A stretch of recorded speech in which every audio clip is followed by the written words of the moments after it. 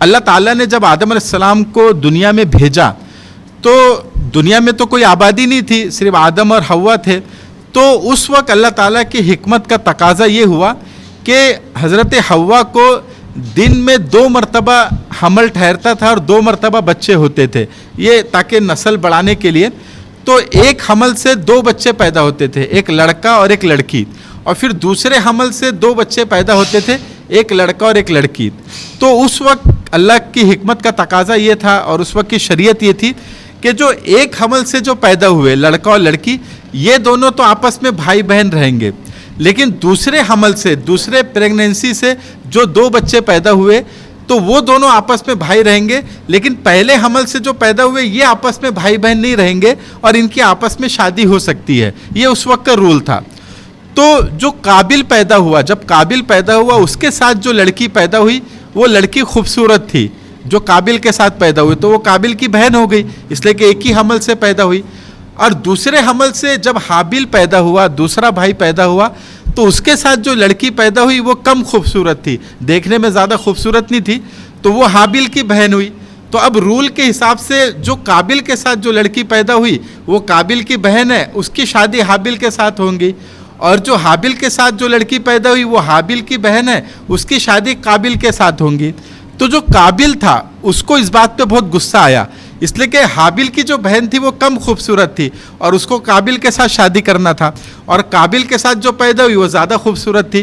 تو قابل نے کہا کہ میں اسی سے شادی کروں گا، لیکن شریعت کے اعتبار سے وہ بہن تھی، اس سے شادی نہیں ہو سکتی، اس حابیل کی اس سے شادی ہونی تھی.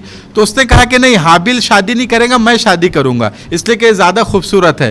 اور حابیل کے ساتھ جو پیدا ہوئی جس سے قابل کو شادی کرنا تھا تو میں اس سے شادی نہیں کروں گا، اس لیے کہ وہ کم خوبصورت ہے. تو 2 بھائیوں میں آپس میں اس کو لے کے جھگڑا ہونے لگا. تو اس نے پھر غصے میں اپنے بھائی سے کہا کہ اگر تو میری بات نہیں مانیں گا تو میں تجھے قتل کر دوں گا. تو آدم علیہ السلام کو جب یہ پتہ چلا کہ دونوں میں آپس میں جھگڑا ہو گیا تو آدم علیہ السلام کو یہ تو پتہ تھا کہ یہ غلط مطالبہ کر رہا ہے کیونکہ اس کی بہن ہے، اس سے شادی نہیں ہو سکتی.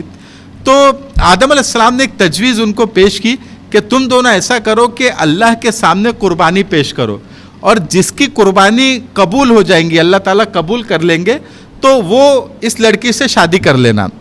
تو اس وقت قربانی کا یہ طریقہ تھا کہ لوگ اپنی قربانی ایک پہاڑ پہ جا کے رکھ دیتے. جیسے اگر جانور کی قربانی دینا ہے تو جانور کو ذبح کر کے اس کا گوشت ایک پہاڑ پہ رکھ دیتے تھے، اور اگر اللہ تعالیٰ اس کو قبول کرتے ہیں تو اس کی علامت یہ ہوتی تھی کہ آسمان سے ایک آگ آتی تھی اور آگ اس کو لے کے چلے جاتی تھی، اس کو کھا لیتی تھی اس گوشت کو. تو اس سے معلوم ہوتا تھا کہ قربانی قبول ہو گئی، اور جس کا نہیں کھائی آگ نے آ کے تو سمجھو اس کی قربانی قبول نہیں ہوئی. یہ طریقہ اس وقت تھا. تو دونوں نے اپنی اپنی قربانی پہاڑ پہ لے جا کے رکھ دی. تو حابیل کی قربانی کو اللہ نے قبول کر لیا، آگ آئی اور ان کی قربانی کو کھا لی، اس کا مطلب قبول ہو گئی. اور اس کی جو قابل کی جو قربانی تھی اس کو قبول نہیں کیا گیا.